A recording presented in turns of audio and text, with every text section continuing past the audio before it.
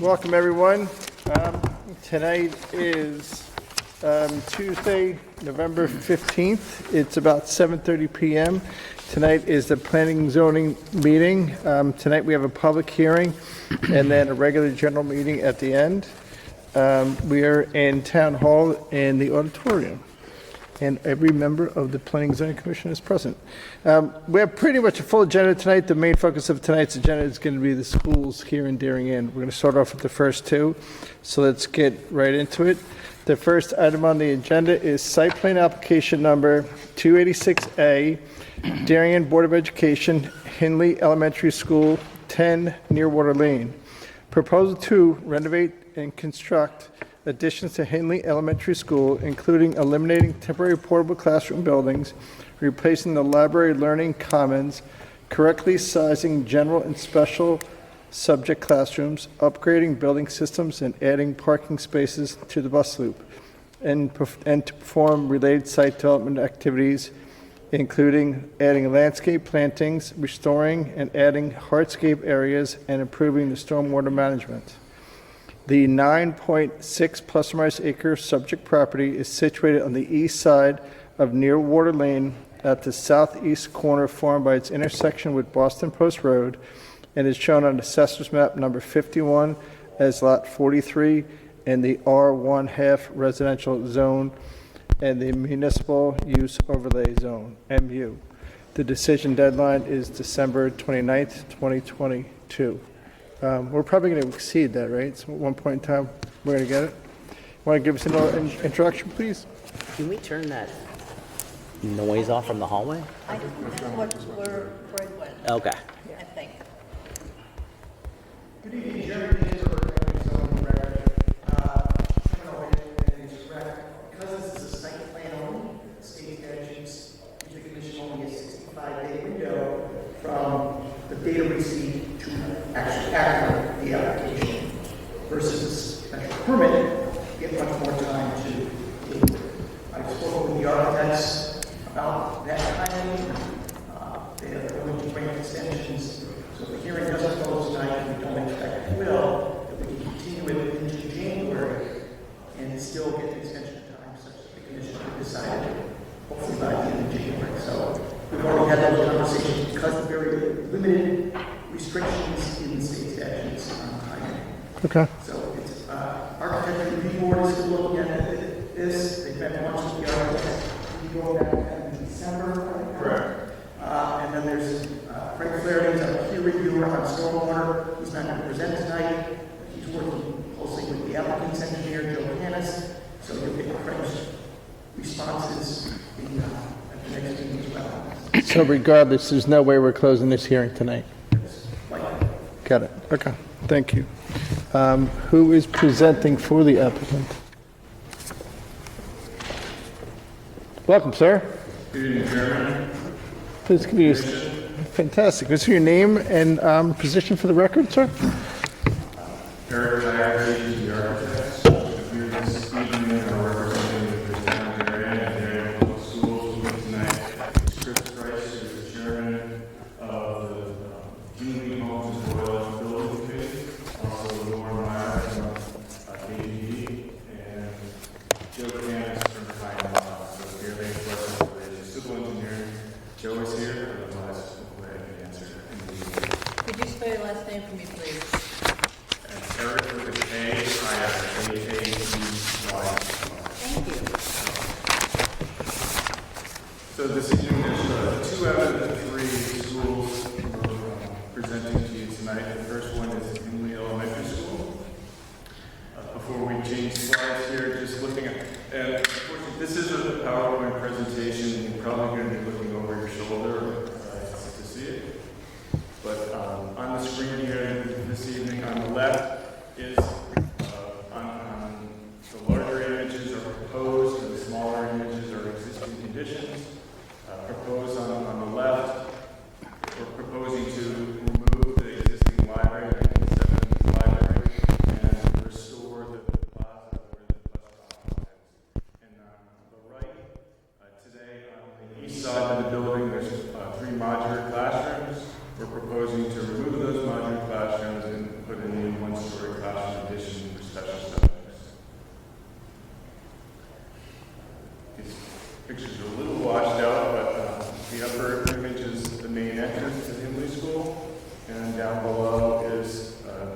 original entrance with the 1970s library in the corner.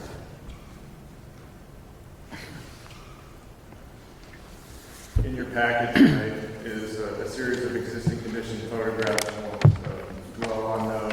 But what is a little bit important here is the zoning information that's on the left. We are not requesting any variances related to zoning on this project. We meet all the setbacks, coverage, and building in that area.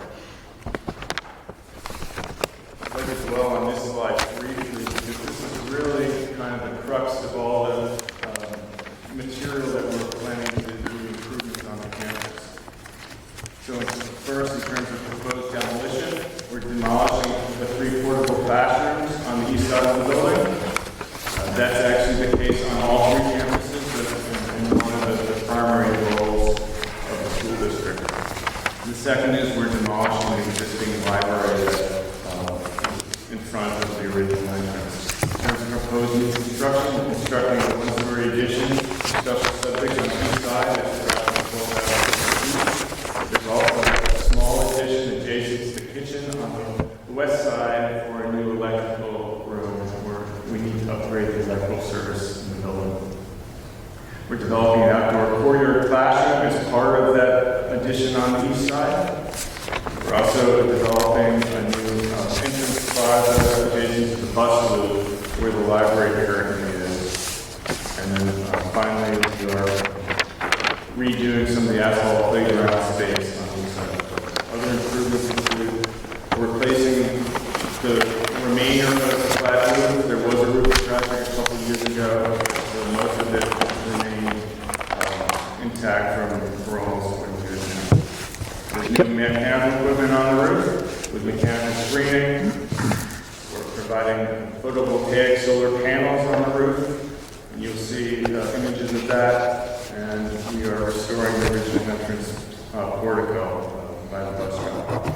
Other site modifications, which is consistent on all 3 campuses, as we're adding parking spaces. In this case, at the bus loop circle, and our target is 95 parking spaces per campus. We're also on this campus improving stormwater management, piping and detention basins. Currently, the water is collected from the building roofs and impervious surfaces, and it gets piped to the right of this image, which is south, and goes to daylight downstream a ways. And we're trying to, our plan is to fix that so that stormwater remains on campus for a period of time prior to being slow released. We're also providing fencing for the dumpster on campus here. The dumpster currently is adjacent to the bus loop and where the kitchen is. It is not changed currently. There's additional landscape plans. Finally, in terms of site access, there's 2 modifications that we're proposing here. First is to extend the bus loop southward. That will provide more queuing on campus for buses so that there's less backup on your water and congestion. And the second is a right turn only from the parking lot to Post Road. And that's so that you can head north on Post Road. You can still utilize the exit on your water so that there'll be 2 ways to exit the property, but it should alleviate some of the traffic congestion at the traffic light at the intersection of your water and Post Road. Can I stop you there 1 second? Absolutely. The bus loop today, my kids didn't go to this school, they went to a different school. Where's the bus loop today? Is it in front of the new entrance, which was added in the 1990s, or is it in front of the old entrance, which is In front from? of the old entrance. And so on that image right there, it's at the bottom of the page, it's kind of an upside down C or E. Okay, so just to make sure we're okay, the curb cut that's right turn only, that's not for the bus route, that's just for regular cars That's correct. on the post road. Okay, got it. Thank you. And please feel free to stop me. Yep, we're good. So we 3-dimensional model the proposed additions in the building, and so this is one of those models. On the left there, it calls out some of the features that we're highlighting here. First, we mentioned roof replacement. about 3/4 of the roof is being planned to be replaced. We're adding photovoltaic panels for power, and that's what you're seeing in white on the roof there, and those are the locations of those panels. We also have the mechanical equipment and screening, and those are also shown on the model. There's a small 250 square foot addition for the electric room, which is adjacent to the existing entrance to the kitchen. And this image here also shows that new plaza. All right, stand by. The image at the bottom of the page is looking straight up that original entrance. Once the library is eliminated, and the top right image actually shows how that library connects to the original entrance. This view is from the northeast, looking southwest, and the backside of the building. This is where the existing modulars are. In place of that, we're proposing this one-story addition, which will include classrooms for music, art, and the learning commons, which is the name of the library. We're replacing the asphalt playground back there, and with this addition, we're also creating a courtyard. You can see in the bottom left there a view of that courtyard from the art music wing classroom corridor. The top image on the top right shows that courtyard today, which is just an old asphalt. I think it was a parking lot at one point before the modulars were put on top of it. Here's the site aerial. We'll just sort of orientate you. Near water lane is at the bottom of the page, post road is on the left. At the top left there, it shows where the planned new egress point is. Again, that would be a right turn only heading north on Post Road. It shows the parking lot in the middle and the Post Road crosswalk at the bottom is the planned primary crossing for students and staff who live in the neighborhood across the street on Post Road. Can you go back to this? On the right side, it shows the existing modular classrooms planned for demolition, and at the bottom there shows where the planned expansion is southward or to the right, and that shows where the existing bus loop is. And in fact, it has 4 buses there, so it's pretty clear that that's the buses. Next. So now there's a series of the proposed plan diagrams here that just sort of highlights some of the improvements that we're proposing on campus. So on the top left there, you can see the new Post Road exit and island. You can see that it curves to the right. There's no plan, no access exiting there going south on Post Road. It's only north. And we're also proposing to have an island in the middle of Post Road so that it further deters people from going to the left.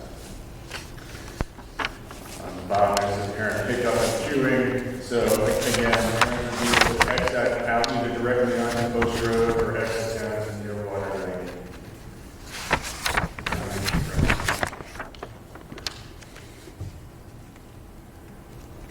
It shows that crosswalk on the left there, across Post Road, and we're creating a new crosswalk on campus for pedestrians to go from the building, a new sidewalk which leads to that Post Road near water intersection. Can I ask a question? Absolutely. On that slide, right now, there's a sidewalk that goes all the way down the Post Road, where you're going to make the curb cut to turn right only. You're not going to put a crosswalk across the right turn only curb cut. So you have a crosswalk across the Post Road at the sort of north, or what would be So the... there's another existing crosswalk at the, I guess it's mid-intersection. It's halfway between the two lights. Yeah, no, I'm talking about on Post Road heading towards Stanford, where cars are going to make the right turn out of that curb cut. You're not going to put a crosswalk across that because there's a sidewalk that goes all the way down the Post Road right there. There's a sidewalk on both sides. The sidewalk on Post Road continues down. We're not changing that. Yeah, but where you're making a new curb cut to turn right, you're not going to put a crosswalk across that? There is one there, the Presbyterian. No, what he's saying is, Not across the post road, parallel across to the the post driveway. road. An extension of the sidewalk. so hold on. I think I'm going to try to rephrase your question. So the student walks out of the school and is going towards Mama Carmela's, okay? He's got to cross over the post road. So where that car is, There. he's got to go from the north side to the south side to cross the crosswalk. So, the plan here is, our recommendation is not to use that crosswalk for students crossing that intersection. Is to use the crosswalk at the light farther to the north, or the crosswalk at the intersection between Post Road and Carroll. That's the reason why we're creating this new, side crosswalk and sidewalk to lead to the intersection. Replace the cross. Okay, so when I'm going to Mama Carmela's, I'm going to keep going right until I hit the stop, till I get to the traffic light where Make Modern is, and then cross over. And then you cross there. Okay. And those are two traffic lights. And if you're going to go to the church or the day school cross, you're going to use the southern crosswalk over the post road. If you're doing it at the end of the school day when there's a lot of traffic, yes, that's what we would recommend. If you're doing it any other time and there's not a large congestion in the area, it's probably perfectly fine to use that mid-intersection crosswalk. Which is the new one that's up by the curb cut. Got it. But you're not putting one across the curb cut. Yeah. So if you're walking from Old Kings Highway all the way down to Nearwater, like hundreds of people do, and you got to go across that new curb cut, that's just, there's nothing there. So I understand your question now. There's no reason why we can't and shouldn't put another crosswalk that crosses over our new accidents. Yeah.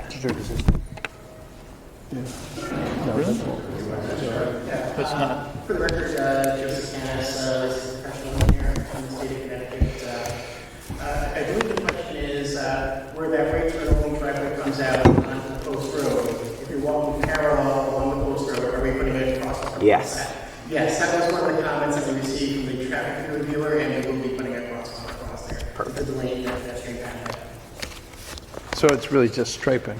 It's just. Yeah. Yeah. Thanks, Joe. Thank you for the clarification. So this image right here shows the extension of the bus loop driveway to the south. That will provide the ability to queue 3 additional buses on campus. It also provides some additional parking, and we're going to be providing a dumpster enclosure in that area as well. Going up the page here, we mentioned there's a new plaza at the bus loop. It's at the lower section there. At the top, there's a new asphalt playground. And in the middle is the proposed addition and outdoor courtyard. Quick question for you. The turning radius, if, now that this exit goes out into the post road, you know, the commentary said that currently there's queuing that happens circulating inside the parking lot as parents are there waiting for their kids to get dismissed and they're picking them up. In this scenario, I could see parents, very similar to Middlesex Middle School, where it kind of comes in and goes out one side. They kind of queue along that, you know, that outside right. Is there, to the extent that that does happen, whether it should or it shouldn't, is there ability for cars to still make that turn and pass a row of cars that, you know, started from the exit all the way kind of back to that doorway? So the goal here, when we started looking at this, was really to eliminate the cars that are parking on Yep. Post Road for that period of time at exit. And part of it has to do with the fact that it gets so backed up at the intersection of Nearwater and Post Road that parents can't get out quickly. Yep. So we're providing this so that there's 2 ways out, so that it encourages people, and maybe there'll be additional signage as well on Post Road that there's no standing at any time to Yep. deter or avoid that issue that's currently out there. Understood, but to the extent that a parent is going to do it anyway, and they park along that curb that goes inside the parking lot, not on the post road, all up where that exit is, and all up around there, can another car pass along it and make that turning radius and just continue past. Is that a one-way in from Nearwater Lane all the way out to the post road? And can that accommodate two lanes that go past? You're talking about where the red car is, right? Yeah. Can the car go around the red Yeah, car? it's almost, is the island too wide? No, I think you're going like this, right, Aim? First of all, I Yeah. would suggest that there is no standing at any time on the right side of that exit. Agreed. Parking on the left side makes it a little difficult to see, but parking on the right side really causes somebody to have to sweep out pretty far, and I'm more there's concerned difficult- about the pinch point on the right where people are having to make the left-hand curve to then take themselves out. They come in near water, they go past the front door, and they start queuing along that straightaway. I'm just hypothetically, because I live across the street from Royal Elementary School, I see what parents do all the time. When things get backed up, they start parking on ancillary streets that are near the school. So I'm just trying to think of pinch points and children and bodies moving and cars passing other cars. Has there been any thought to that? Yeah, again, for the record, Joseph Hannah, so our truck engineer unfortunately cannot be here this evening. Did say that he would, he did take a look at that, and he didn't think it was an issue. I can't give the specifics as to why, but if this hearing is continued, we can certainly respond to that question. Okay. We'll make it happen. Thank you. Thank you.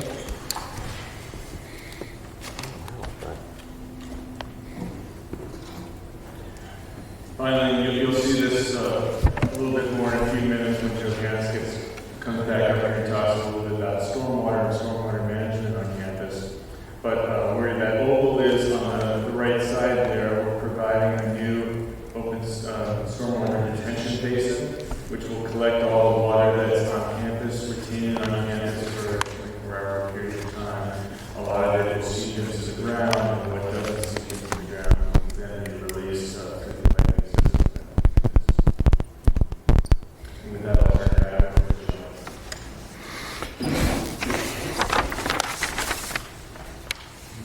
Thanks, Eric. Once again, for the record, Joseph Hannah, signing on. What you're looking at here is the site demolition plan, and I apologize, these aren't as nice and colorful as Eric's drawings were.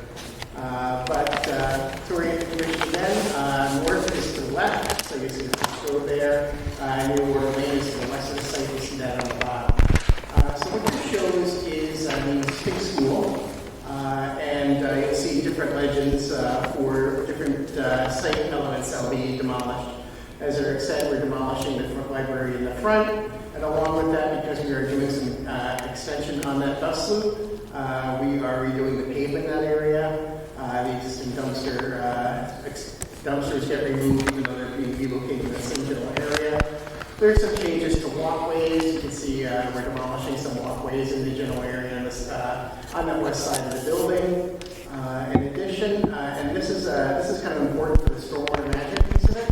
If you look on the east side of the building, which is towards the top of the sheet, you'll see that large cross-hatched area where there's modulars, there's 3 modular buildings. There's also a large sea of asphalt back there, which serves as a play area. All of that is being removed. All that additional area attached there. And the addition is going, a substantial part of the addition is going on top of that existing paved area. So we're replacing existing impervious cover with new impervious cover. And at the end of the day, we actually have a very slight reduction in impervious cover. You'll also see on the Post Road side, we're making some changes to accommodate the brake turnout only driveway. And this demolition plan also shows the trees that will be removed. You'll see the X's. There's some tree removals up at where we're proposing the brake turnout driveway on Post Road, as well as the southwest corner of the site, Nearwater Lane, to accommodate the extension of that southerly driveway. On this drawing, you'll see is the site layout plan.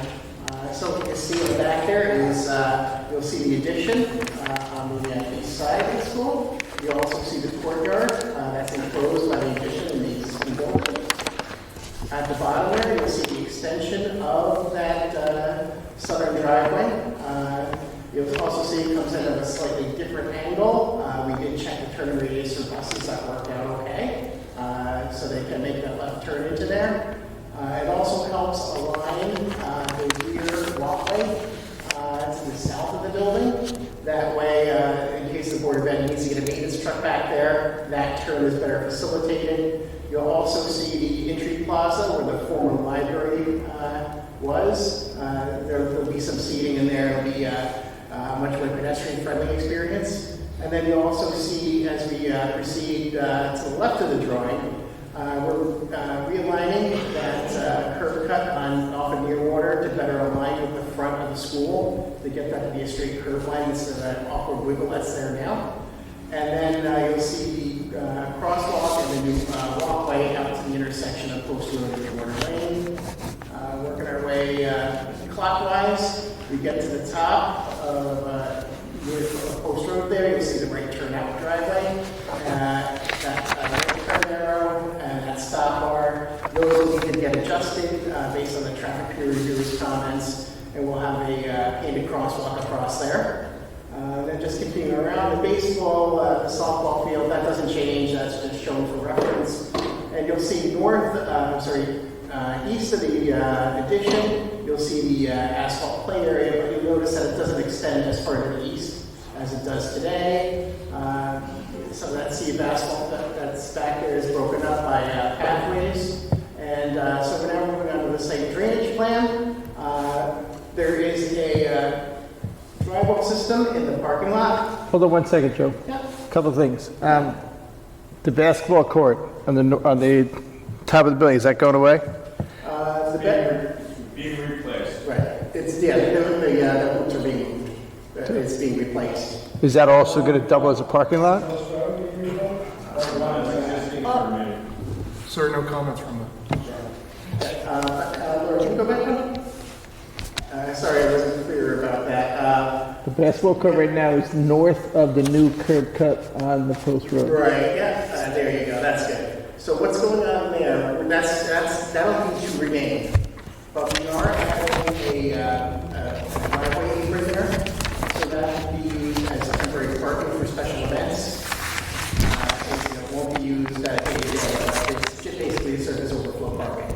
But that will essentially remain as is. So there's 11 parking spaces on the basketball court?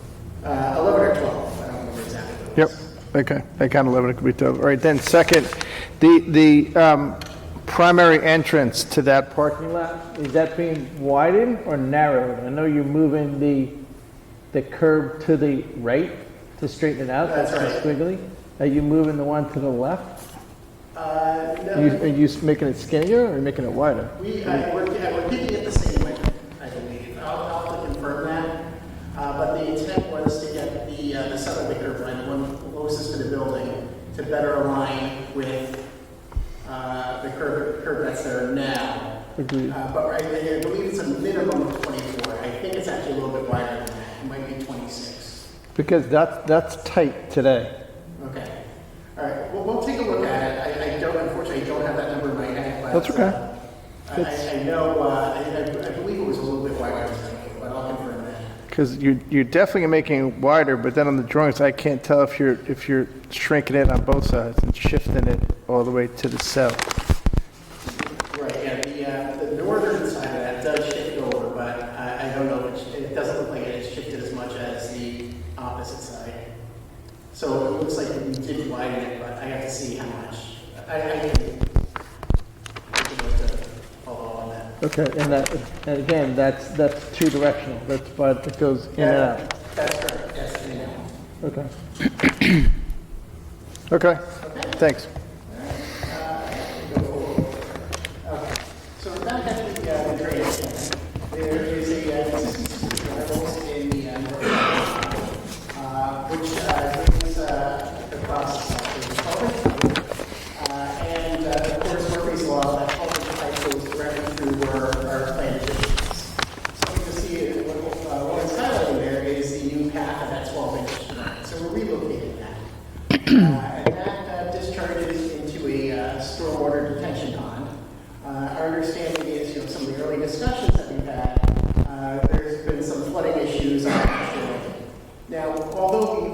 reducing the amount of impervious coverage. It's a very small reduction. There is an opportunity here to provide some additional detention benefit to help reduce peak flows coming off the site. So that's what we did here. There's going to be a couple more modifications here based on some of the things that I've checked and some of the things that are previously also identified. But the concept is still to provide detention down there to reduce those peak flows heading to the southward pasture lane. What you also see is a new network of catch basins, not catch basins, yard drains within the courtyard area, and it goes beneath the building.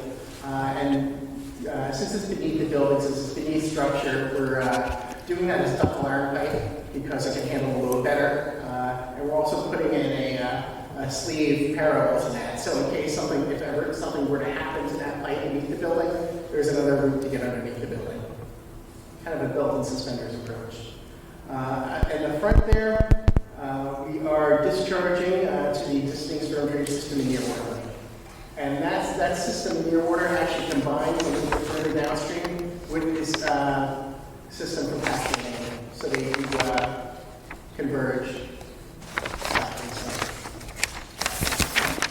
And so this one is landscape design. I'm going to break up my notes on this one because landscape architect couldn't be here tonight, so I get to play landscape architect for the evening.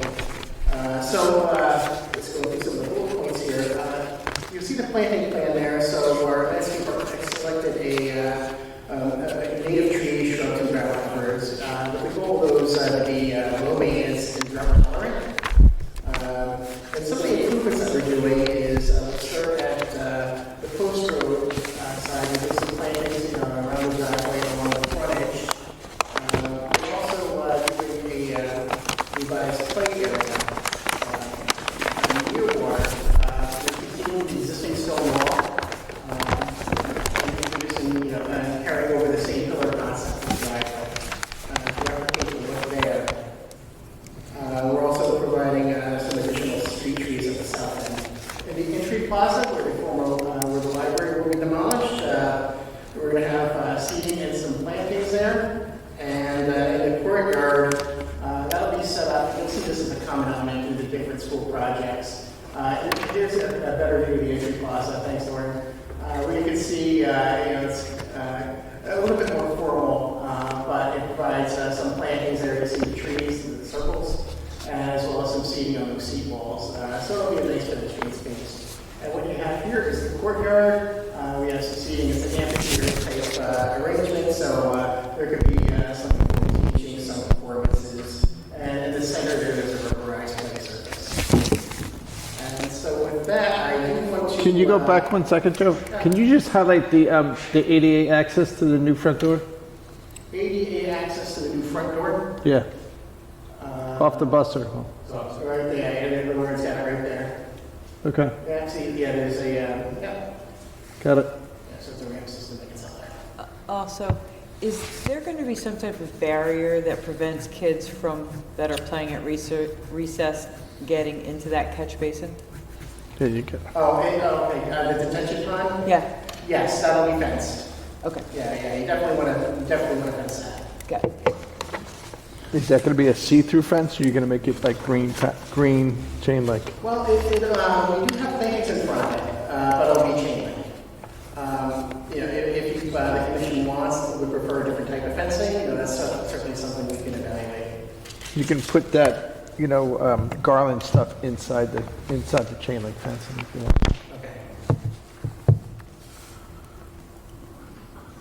Because kids looking in there get curious.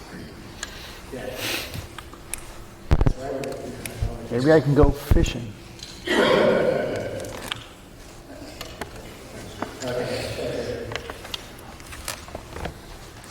I'd just like to talk a few minutes about the building itself and the proposed additions. So we see here on the screen right now 4 recommendations and design guidelines that were provided to the design team at the beginning of the project when the temporary portal was spoken about. We're going to be able to construct new library/children's learning commons. Correctly sized, general, special, subject class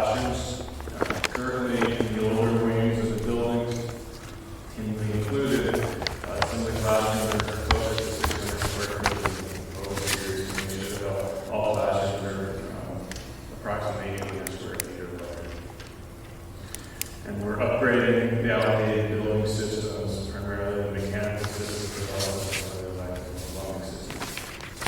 In terms of the guidelines, it's supposed to be an inspirational place of learning. We're supposed to follow the education specs that are prepared by the Board of Education. There should be consistency across all buildings and campuses for all three of these projects. Satisfy the current goals and make sure that we're planning for flexibility in the future. Provide a variety of learning environments as well as community access so that when school is not in session, some of these wonderful spaces can also be used by the community at large. And finally, we should be looking at sustainable design solutions throughout, whether it's building systems, materials, finishes, etc. Now, when you say across all campuses, are you also including the other two schools? That's correct. Tokenique and Oxford? I'm sorry. No, we're just referring to the three projects that are currently planned here. Okay. Actually, Oxbridge is very consistent because a lot of the information that was provided to us was based on the Oxbridge project. And Tokenique is only 15 years old, so Tokenique Right. is But the thing that jumps out is the interior courtyard. It's, yeah.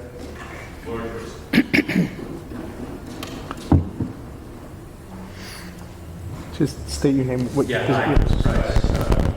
Wallace Henley Royal Building Committee. One of the stated goals is that when these schools are done, even though they're not new builds, the way Oxford goes around up, that they are not materially less advanced than the Oxford school. So a lot is being done here to bring them sort of up to the same standard. The good news is that these schools, the existing conditions of these schools, were good enough that they didn't require demolition and a full rebuild the way Oxbridge did. So we're able to take advantage of a lot of stuff that's still in very, very good shape. But ultimately the goal is to have classroom sizes, systems, common areas, learning commons, MEP that are equivalent to what the kids at Oxbridge are getting. Because there's no reason that the kids in these three schools should have anything less than what Oxbridge is doing. Great. So, thank you. What you see on the screen here right now is the first floor plan, just in terms of the key, color key. The portions of the building that are in gray or purple are existing, and in blue is new construction. The difference between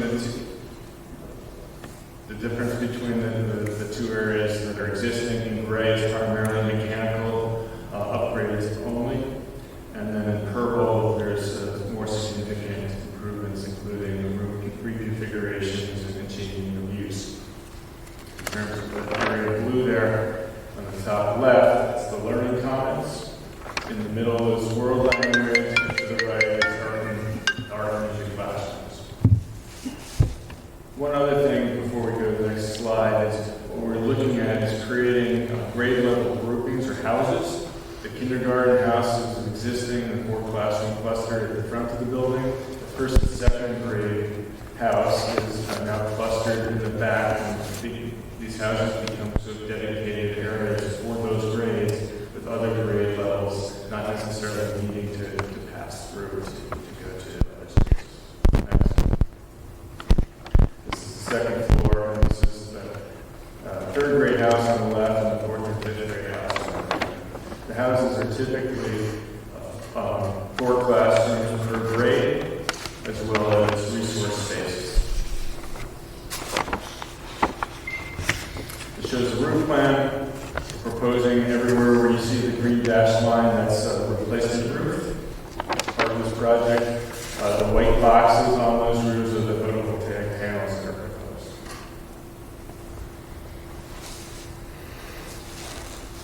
Elevation? I'm sorry, you said the white areas are solar panels? Yes. Do we have a potential future site for one-day battery storage, if needed? It hasn't been discussed. There's no reason why we couldn't. In terms of the amount of energy that's created by these solar panels, it's a percentage of the over, but there really isn't planned to be excess. There wouldn't be excess So based on at the this point, right, draw? Okay, thank you. we're I don't have the exact percentage, I don't want to quote something, but it's definitely less than 50% Got it. of the energy created, so you're still using All the of it. systems. Got it. Thank you.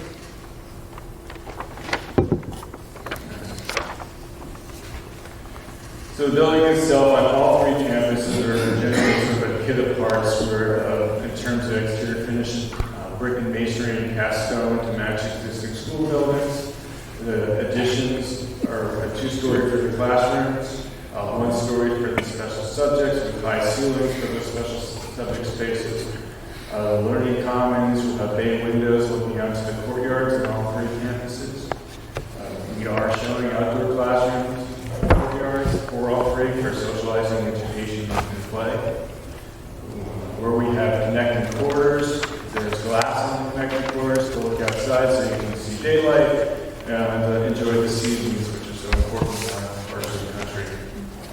We mentioned grade level dedicated houses, and special subject clusters. And finally, again, sustainability is an important design criteria for RAP.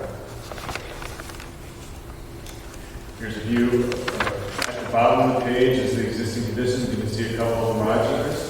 The big image right there shows on the right the learning commons and then the other 4 classrooms around that. And the new asphalt playground as well with basketball. Now, the learning commons is different than the interior courtyard. It's Yes. two different things. The learning commons, you can consider it the library. It's the modern library.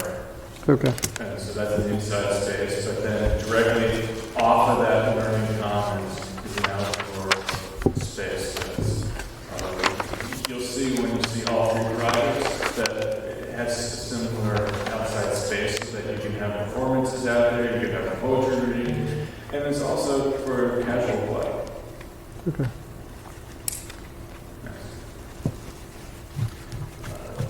This is more for architectural review board, but proposed exterior materials we're matching red brick masonry typically. We will have exterior lighting on the building at the entrance and exits, as well as some site lighting. So that there's a more formal courtyard in front of the bus loop, and so there's some outdoor benches. You can also see on the left there, there's a brick pavers. We're proposing brick pavers. On the rooftop, where we have mechanical equipment, there's planned to be mechanical screening, aluminum screening on the rooftops. So we have trash, there will be trash enclosures, the dumpsters. And where we have generators, we're proposing to use a green screen so that it also screens where the mechanical or generator electrical. That's what I was talking about for around the detention pond. So that would be a nice solution.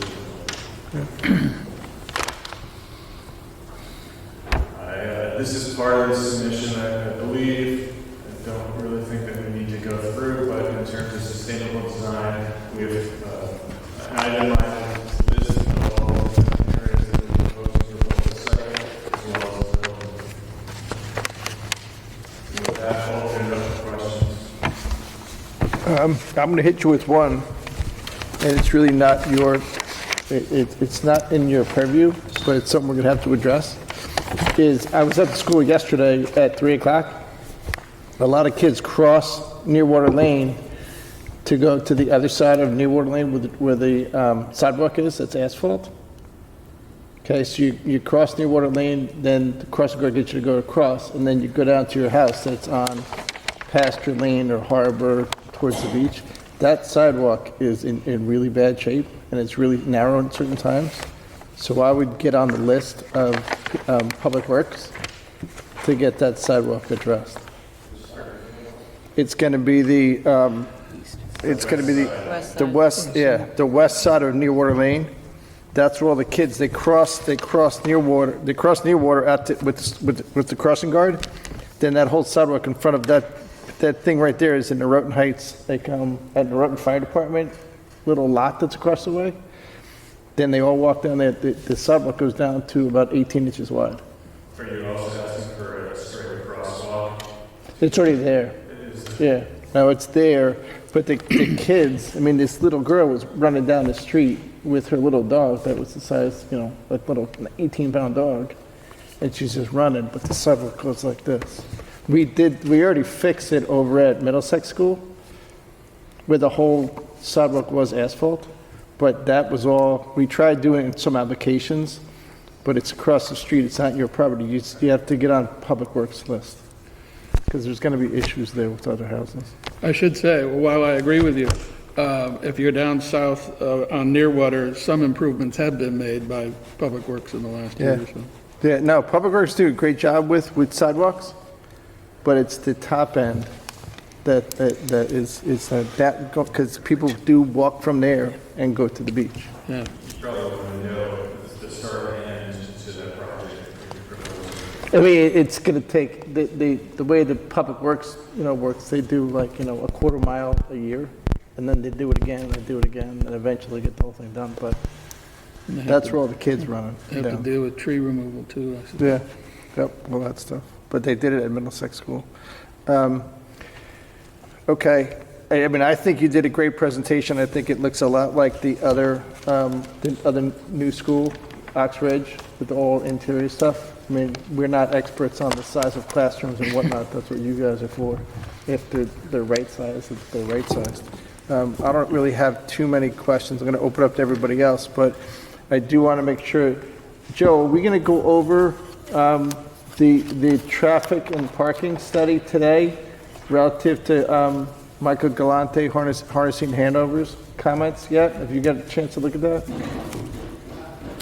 Again, for the record, Joseph Castro, we did get the harvesting handling comments. I think because our traffic engineer isn't here tonight, it might be better for him to respond directly to those. That's fine. We do have responses prepared, they're always helpful. And some of them are fairly minor asks, which you can incorporate pretty well. Okay. And then also then Redis and Mead, I think, is your peer reviewer on your stuff? That's correct. Okay, and we're doing that next go around? Okay. All right, thank you. Does anybody have any questions on the site plan, drainage and whatnot? Go ahead, Amy. Yes, the drainage easement that runs between 2 Pasture Lane and 4 Pasture Lane, Yes. that easement, from what I can read, runs through the 2 properties underground, comes out to Nearwater Lane, runs down Nearwater Lane, and basically takes a turn to the exit into the water, kind of near the pumping station down at Norotan Bay. Is that a correct statement? That's correct. Okay. Hold on, you can come up in a minute. Did we have any public comments from the neighbors of 2 Pasture Lane or 4 Pasture Lane? Okay. Okay, great. I'd like to hear commentary on how conditions are now for the neighbors, and I'd like to hear that. Right, and you understand that is an issue. There are neighbors who have problems down there. So that's the whole reason why we need to have attention on there, to provide some additional attention so that the project doesn't worsen. Okay. Can Pasture Lane connect into that detention pond? No, because the school is higher than the homes in Pasture Lane, so it doesn't work like that, unfortunately. Got it. Okay. Anything else, Amy? Those are my questions right now. Just I'm looking forward to Mike? hearing their comments. What was the last comment? Does the detention pond go into that drainage easement? Right now, again, Joe Cass for the record, the drainage handling is piped from the north side of the site to the south, and it discharges, connects into an existing drainage pipe that runs in the easement between 2 and 4 Pasture Lane. So it's all piped together through that easement, and it's been piped up Pasture Lane, and then it eventually connects to Nearwater further downstream. Okay, and so, sorry, maybe I didn't hear the answer, but does the drainage pond connect to that? The new detention pond Yeah. will connect to that. that. But the purpose of that detention pond is to reduce the amount of flow that goes in there, to reduce that peak flow that goes in there, so they don't get as much flow at the same time. So it'll slowly meter it out over time. And that's a hard pipe in the easement? That is a hard pipe in the easement. So how's the hard pipe causing issues for the neighbors? Well, I believe the issue is it's a fairly small pipe, and what happens is there's the drainage system in Henley, at times can overflow, all right, and because the overall drainage slope goes from north, the overall topography goes from north to south, it just naturally funnels in that direction, and the overflow on the Henley side. So does that pipe need to be resized? That's what I was going to say. Well, that's an off-site improvement. That wasn't part of the scope that we were asked to take a look at. What we did look at was to make sure that we're not making things worse for the neighbors on the street. Yeah, but we'd like to make them better for the neighbors, right? Well, right, yeah. If there's By taking some additional water, right, we're providing attention where none currently exists. So we are helping this. But now, have we scoped that pipe yet? And are you planning to scope the pipe? We can discuss that with Board of Ed, because our plans to scope a pipe out on homes. So we can add that to this. And is that a town-owned pipe, or is that a privately owned pipe? Since there's an easement over it, I believe it's town. All right. He's just saying he's related to things. All right, so let's put that on your list, to scope the pipe and get, does Darren Ostafine look at this thing yet? Mike Flaherty's the peer reviewer. Okay. All right, so we have to just look at this thing and see, because I mean, to everybody's point, we're not going to put more water into this pipe. It's just Yeah. gonna- We'll open it up to public comments as soon as we're done. Okay. Yep. Adam? I just have two minor questions. One, do you have any, I couldn't find it on any of the site plans about bicycle parking or bike stands. Do you have them, or can you just point them out to me? I know they get kind of complicated, and there was, a ton of them in there. But where do you plan on sticking them? Okay, we're picking up the site plan. We do have a bike rack. It's currently working. I think it's 11 or 13 bikes. And it's on the east side of the building off the northeast corner. It doesn't show up so well on here, but we did add one.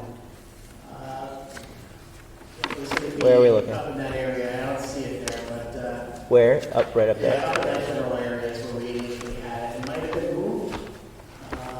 Might have been actually a little bit north of there. Okay, but there is somewhere where there's a bike rack. There is a bike. Is it a permanent rack or just one of the temporary ones you That was can, going to be permanent. Yeah. permanent, like into it? Okay. It's, And then- it's right here. It's marked as number 17 on the site plan. Right in that general area, he's talking about 17 on the site plan. It's next to a multi-four tree. That's 17 down here. Oh, okay, I see it. Oh, on the. Right here? I got right there.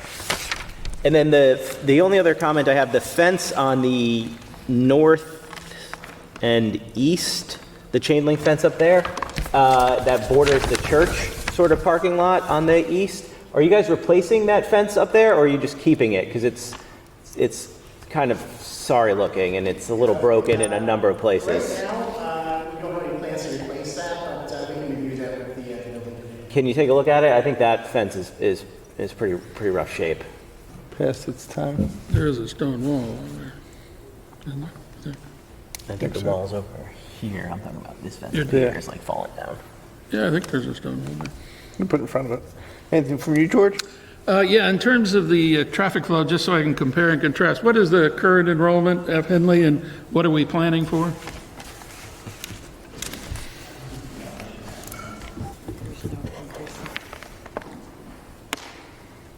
Yeah, it's just a modular train.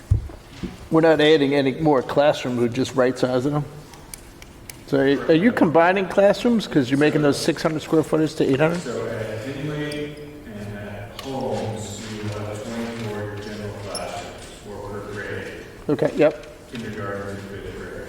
At Royal, there's 22, so there's 2 less, and that has 100% to do with enrollment projections between now and 2029. okay, So there is a planned increase in student population between now and 2029 at the elementary school levels, and then we're accommodating that within these plans. okay. And homes in Hinley are fairly similar. I think in the upper 400s, 480, 490, and Royal's a little bit less, it's more in the 440, but we can get you exact numbers. Okay. And then when does redistricting hit? Are we doing The that? Board of Ed says so. No, I thought it was supposed to be planned. What is this? I don't see it. Yeah, I think those are just questions you have to direct to the board. That Right, that's what I was gonna, I thought I saw, Alan Adley here. Oh, okay. I'm sorry. Those are questions that we're ready to get back to you on. That's fine. Jeff, questions? I'm good. Jeff's good. Okay. We're gonna hold off on the site plan drainage stuff for next time. We're gonna hold off on the traffic stuff for next time for this Didn't we one. just do drainage? What's that? Didn't we just do drainage? We did, but it's gonna be a peer review of it too. That's what we're missing. So at this point, let's open up to the general public. And anyone who'd like to speak to this application, please come forth. Go right ahead, sir. Just give us your name and your address would be helpful. Thank you. Stephen Gabriel, 4 Pasture Lane. Our site plan. Oh, yes, I'm a neighbor. There you go. I've been, I purchased the house in September of 2001. And so after realized I had a flooding problem in the school. I have a video here from July 18th.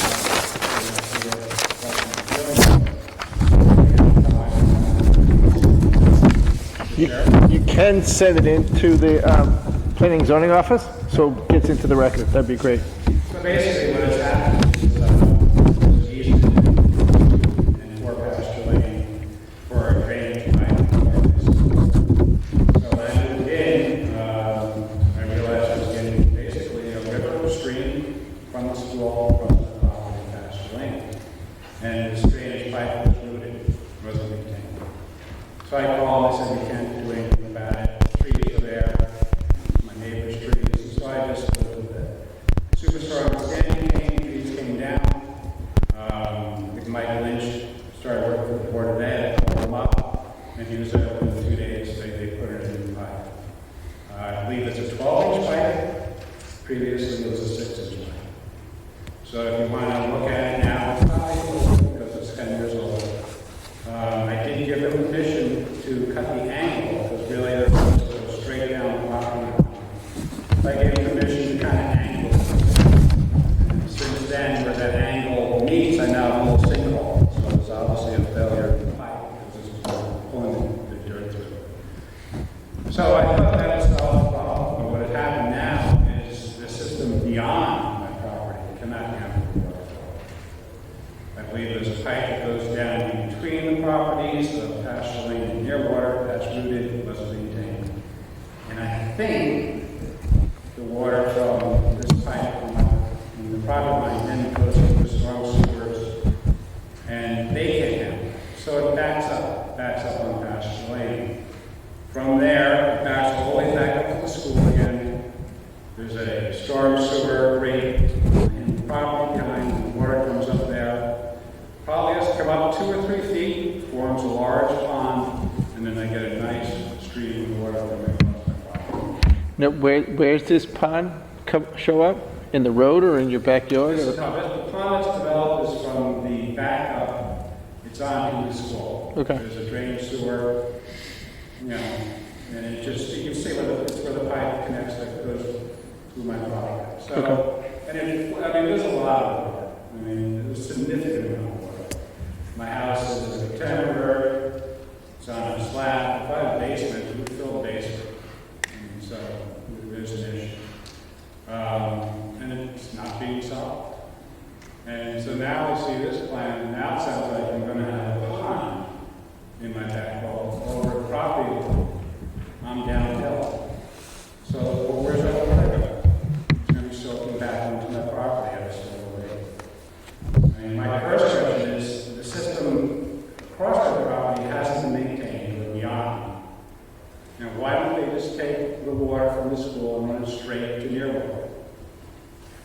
simple straight shot, unless of course the system on your water can't handle it.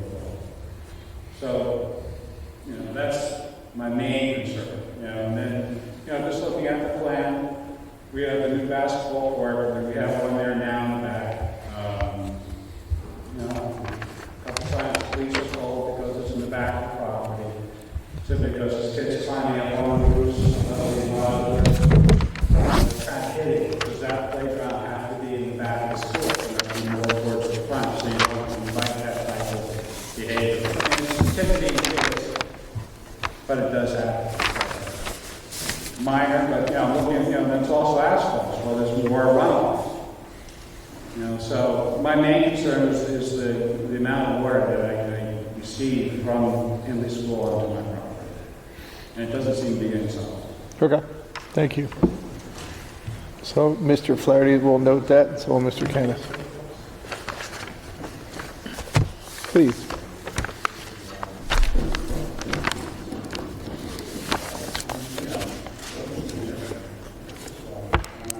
Let's hold off on that. We got a lot of work to do, so we'll hold off on that and let the next gentleman speak. Okay, Comm Ross, I'm Ashland. Welcome. Spell your last name, please. Ross, R-O-S-S. Thank you so much. Ashland. So what happens is the water comes through this Gabriel's pipe, property pipe, and it goes to a piping system that leads through the back of my property, between the Nearwater Lane home and Ash Lane home, straight through to a T, which then takes it to Nearwater Lane. But this pipe was put in 1947, back when the building was a lot smaller than how the pervious surface is now. And something's happened to that pipe. Again, it goes back to 1947, it's a small pipe. It appears to be blocked. We've asked the town to come and open it up or fix or something they refuse. So, getting back to Steve's point, it's kind of a silly system now. It goes from, we'll open a new containment system, which I think is great, as a help. It'll go to Steve's property and then go into pasture lane where the pipe is broken and then flood the neighborhood. And also flood the wetlands. It's not good either.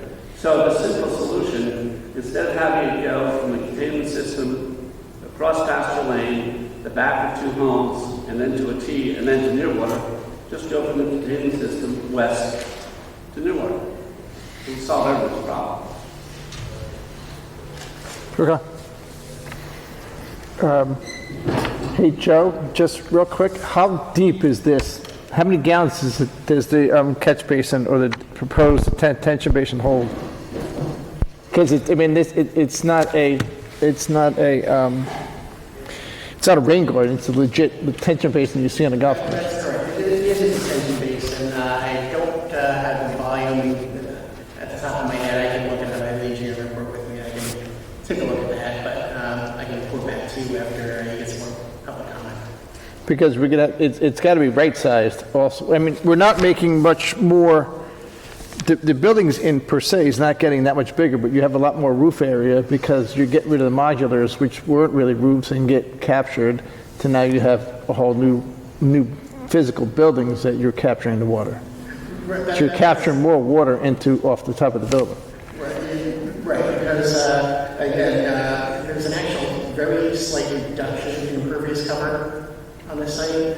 Right, but the modulars, right, they didn't have any gutters and leaders that go into any kind of detention base system. That's correct, right. Yeah, So that's going from zero to something new.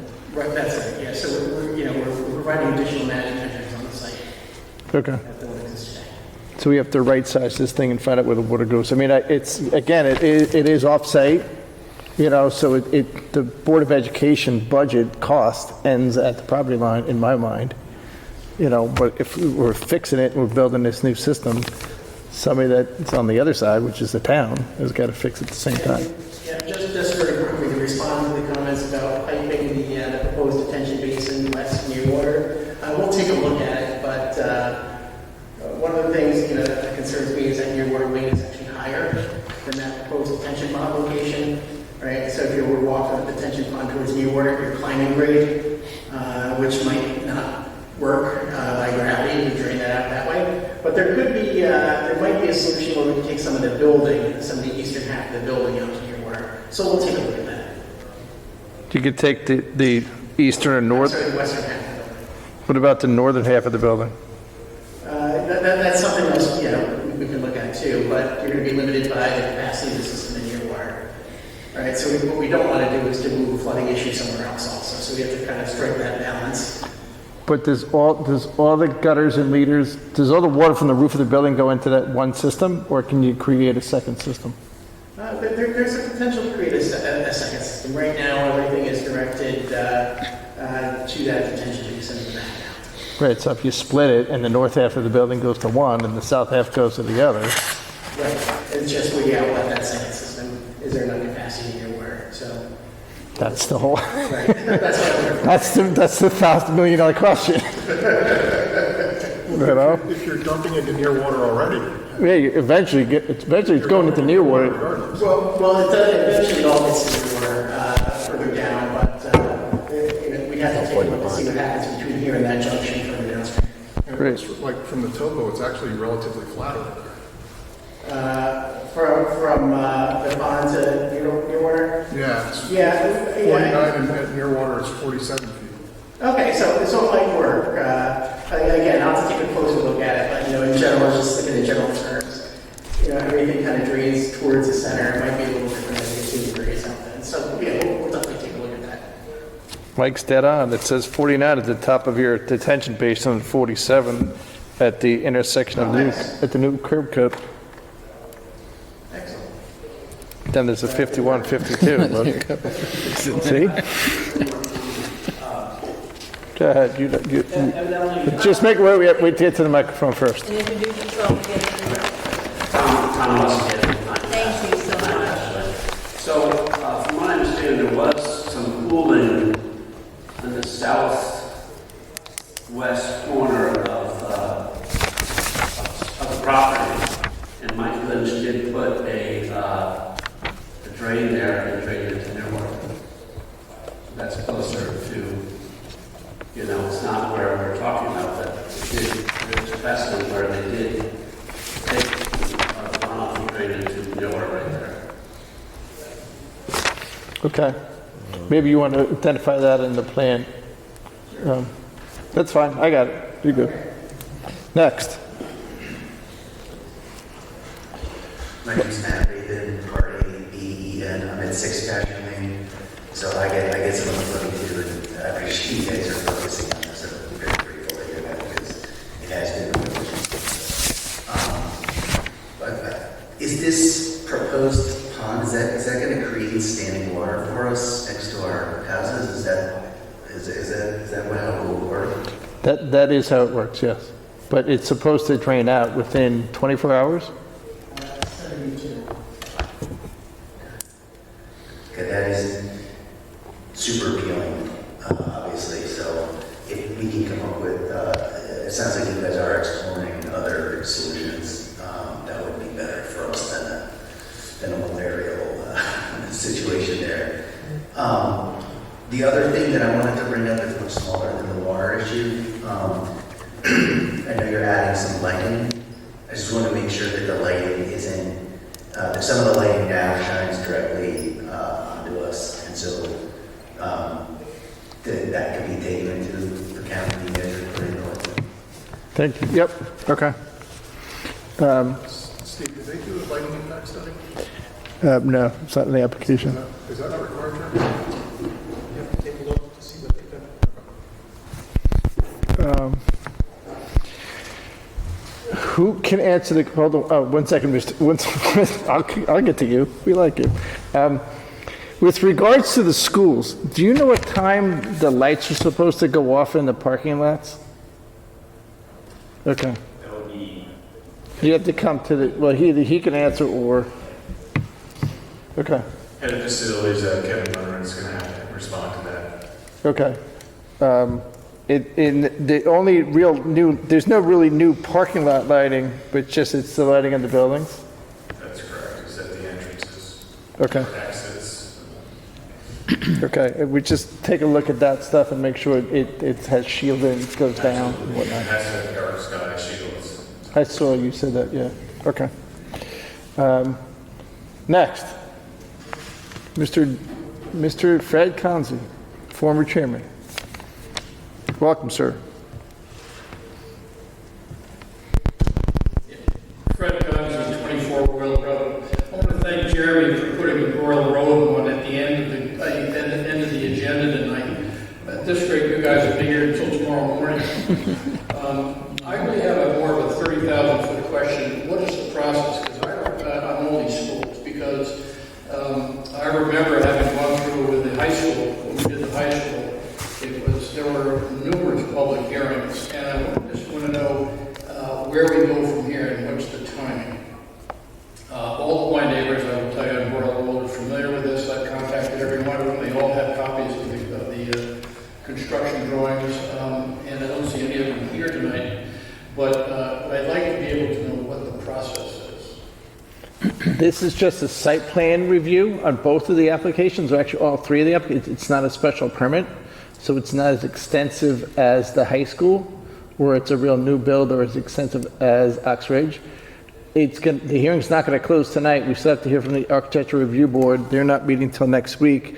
We may have a second hearing on this if there's a special meeting added on December 6th.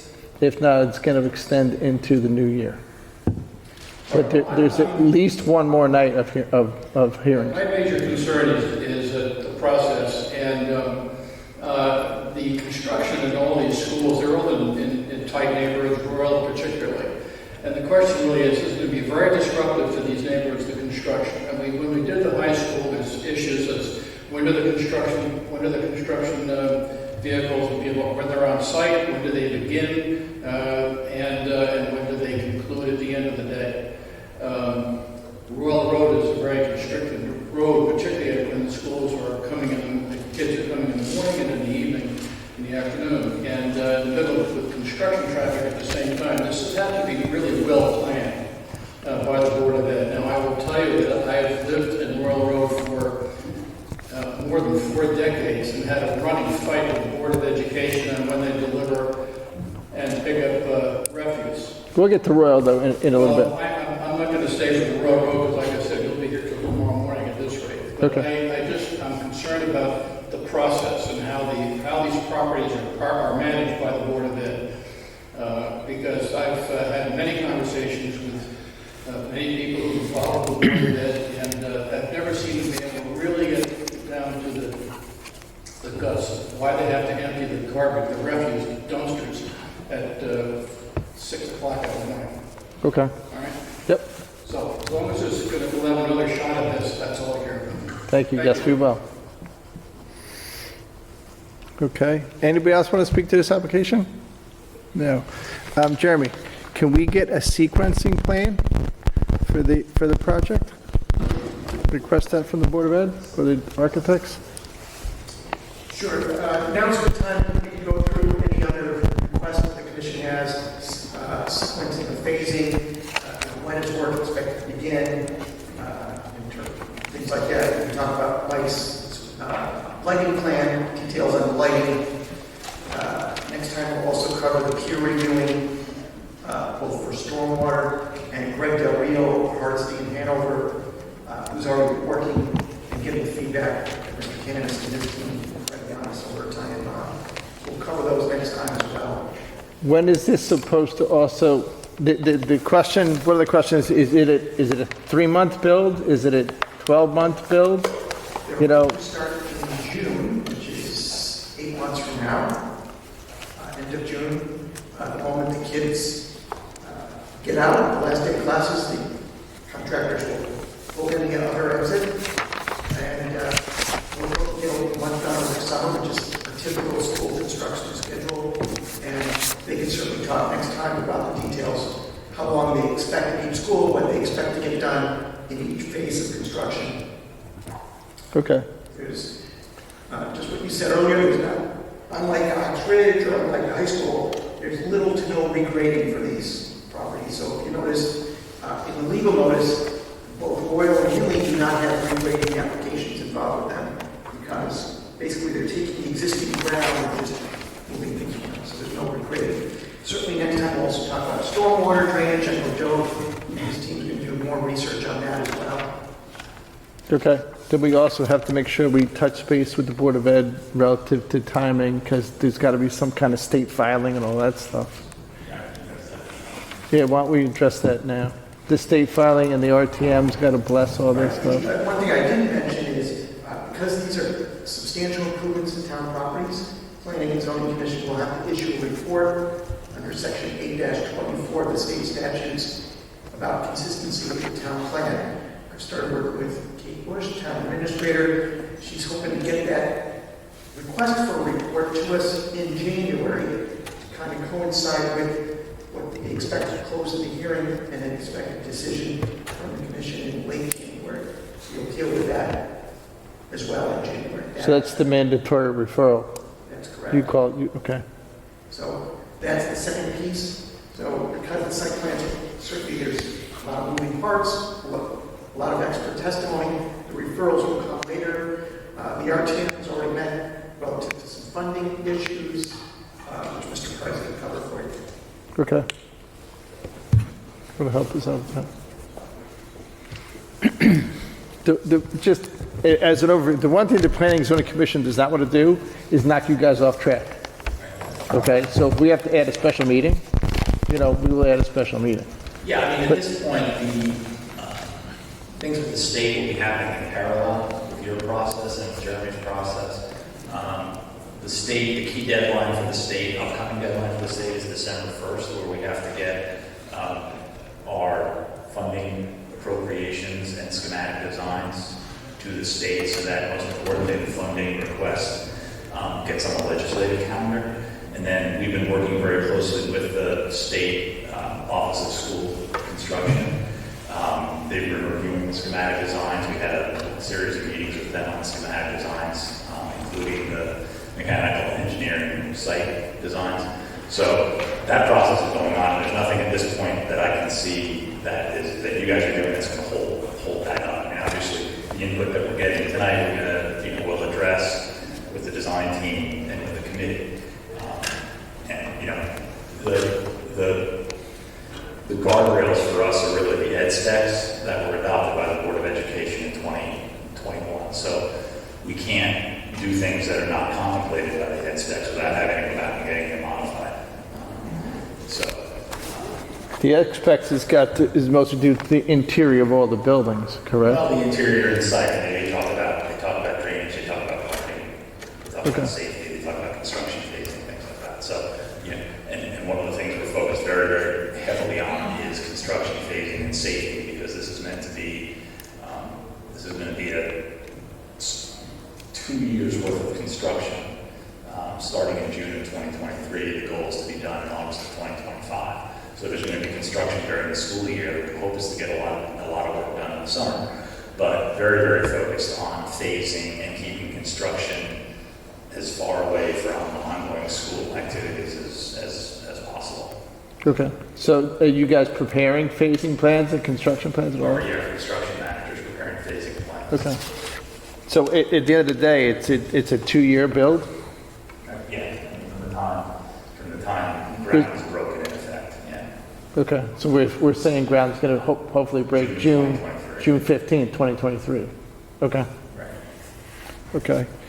And with regards to, the number that I've heard in the papers is it's $75 million from, it's got nothing to do with us, but does it matter if it's 25, 25, 25, or it's 15, 15? No, it's not. I mean, it's not. Well, it's actually the numbers now closer to 82 as of last night's RPM meeting, because we had an additional appropriation request in order to replace roofs on the schools and to do work on. We're not talking about homes tonight. That's a couple of weeks from now.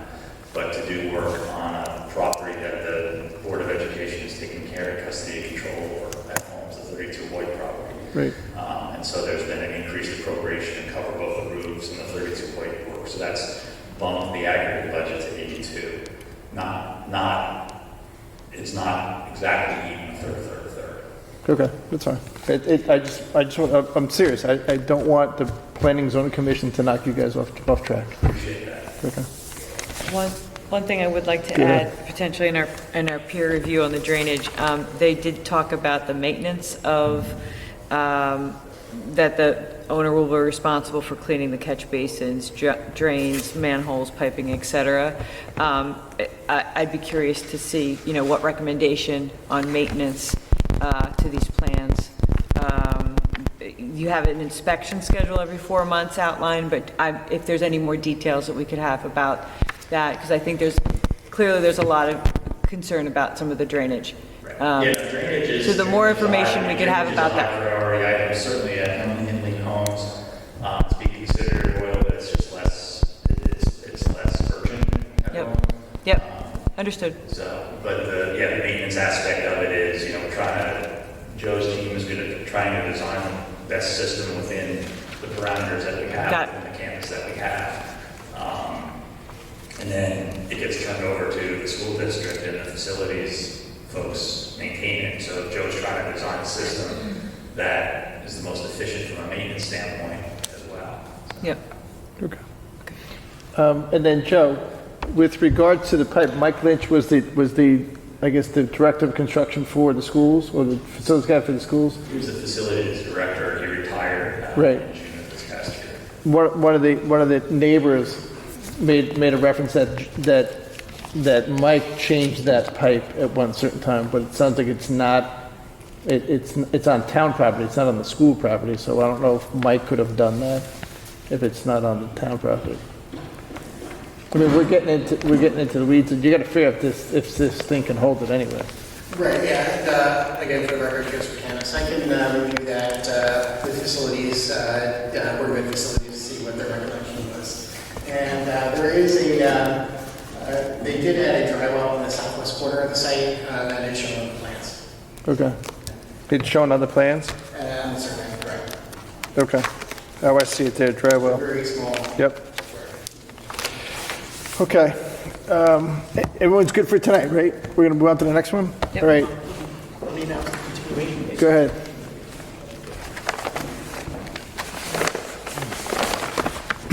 Just looking at the commission schedule, I think what we're going to do is continue this hearing. There won't be any, the neighbors will all notice, every neighbor within 100 feet of the subject property. So there won't be any new mailings going out, but we'll continue the public hearing to January 10th, 2023, at Tuesday night, 7:30 p.m. here at Town Hall.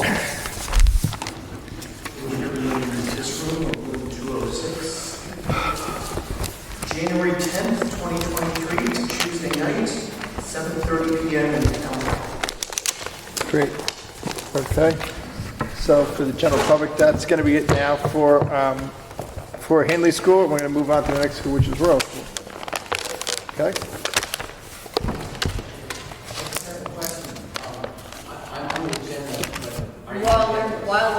Okay. Take it offline with Fred.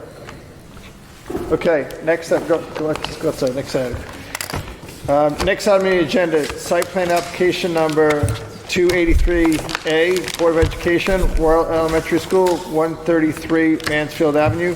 Proposal to renovate and construct additions to Royal Elementary School, including an elimination of temporary portable classroom buildings, replacing the library learning commons, correctly sizing general and special subject classrooms, upgrading building systems, and adding parking to the existing parking areas, and perform related site development activities, including adding landscape plantings, restoring and adding hardscape areas, installing stormwater management.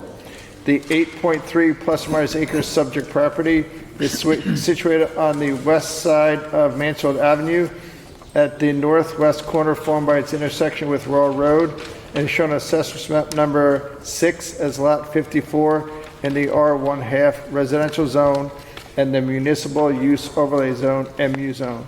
The decision deadline is December 29th, 2022. Again, we're probably going to likely get an extension on this at some point in time. Okay, we already have the next meeting in January. Jeremy, what do we got?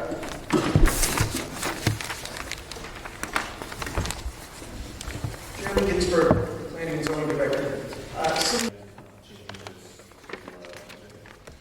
to construct a new pool and associated patio areas and perform related site development activities, including the regrading of the property, installation of stormwater management system. The 1.4 plus or minus acres subject property is located on the north side of Middlesex Road, approximately 450 feet east of its intersection with Oxford Lane, and is shown on Assessor's Map number 2 as Lot 2B in the R2 residential zone. The hearing opened on October 25th, 2022. I was not at that meeting, but I understand that there was a couple of items that were left open. We got a letter, we got something in our package about it. That's correct. Jeremy Ginsburg, planning and zoning director. Last public hearing, Andy Solis, Land Tech, presented the application for a pool. Mr. Renetta recused himself last time, and he's recusing himself this time.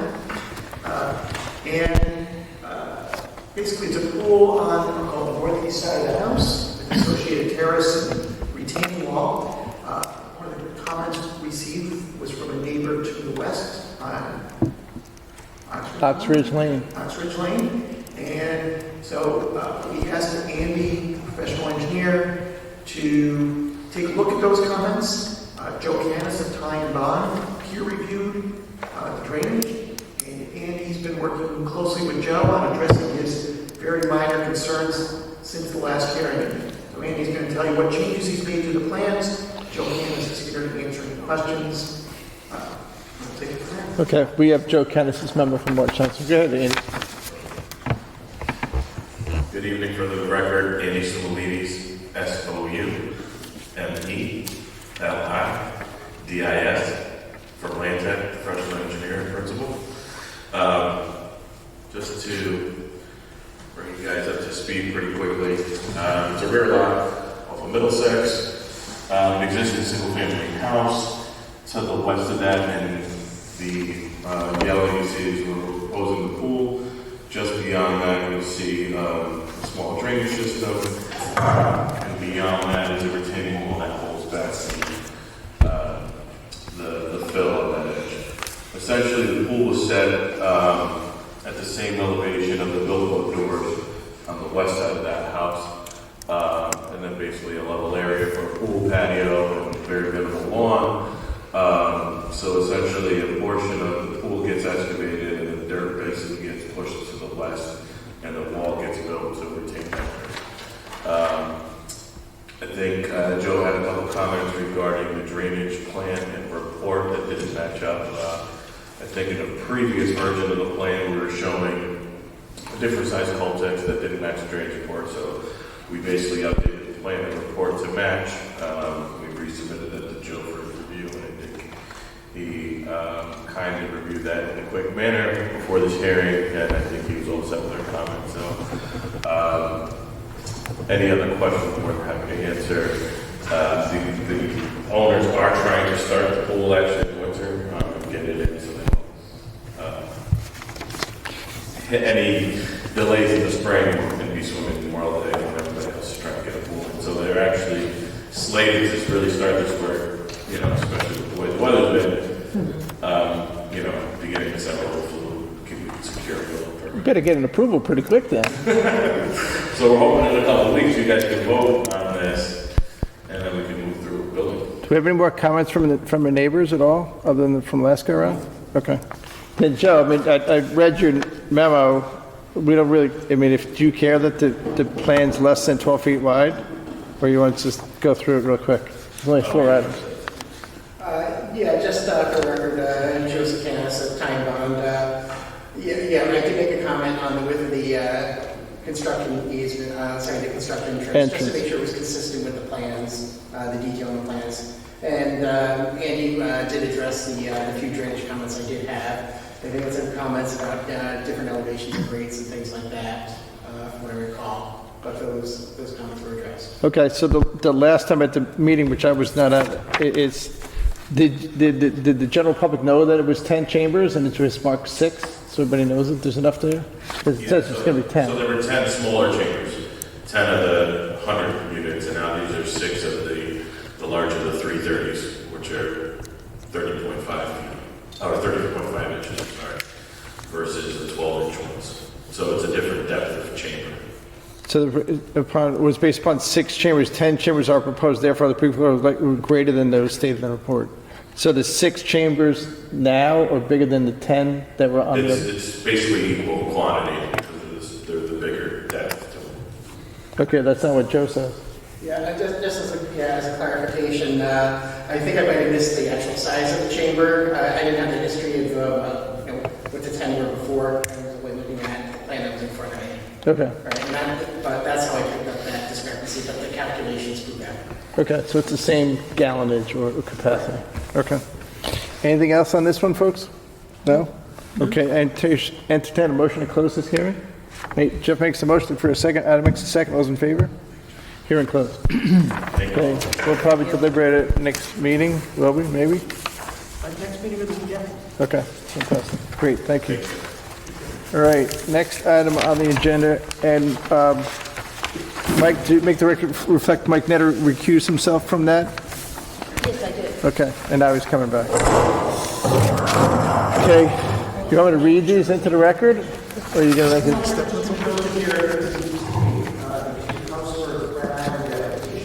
All right, let me just read. During the meeting to voluntarily, due to the length of the meeting, voluntarily continue the hearing on the 2 Cumsburg applications on Pratt Island. Okay. The next meeting. So the continuation of the hearing at 6 Pratt Island is going to be continued to our next meeting. Which is Tuesday, November 29th, 2 weeks from today, 7:30 p.m. And then the continuation of public hearing, 159A at 8 Pratt Island is going to be continued until Tuesday, November 29th. Question for you. And the material, I noted that there was a variance that expired May 3rd that got extended to the November 26th. Is there going to be a problem with not? No, I think they just got a variance weeks ago. Yeah, I think they got the variance on October. Variance still expired, do they? Okay, oh, I misread that then. I They expire thought, if you don't start, sorry, they expire if you don't start the work. Oh, okay. So they just got the variance, that's why the hearing was